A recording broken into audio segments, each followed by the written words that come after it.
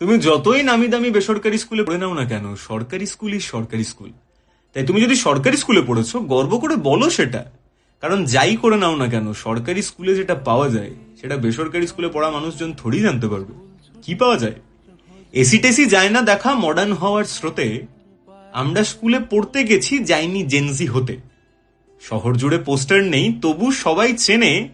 আমার স্কুল কি পয়সা দিয়ে থোড়ি স্টুডেন্ট কেনে। তুমি বেসরকারি স্কুলের হাজারটা ব্যানার পোস্টার দেখতে পাবে, সরকারি স্কুলের নামটাই যথেষ্ট। তবু সেখানে ছাত্রছাত্রী আসবে, বাবা মা নিজে দিয়ে যাবে। ইউনিফর্মটা থাকলে ভালো, না থাকলেও চলে। ব্ল্যাকবোর্ডেতে আজও সেথায় চকই কথা বলে। পাখা টাখা একটু বাঁকা, রুমগুলো সব বুড়ো।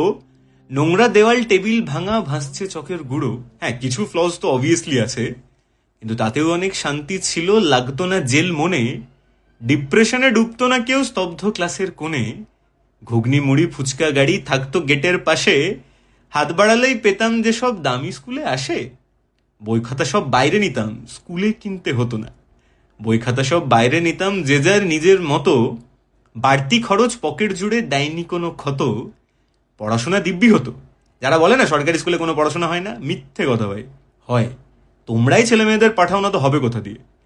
পড়াশোনা দিব্যি হতো, শেখার ইচ্ছে চাই। তুমি শুধু মারলে ফাঁকি, স্কুল কি করবে ভাই?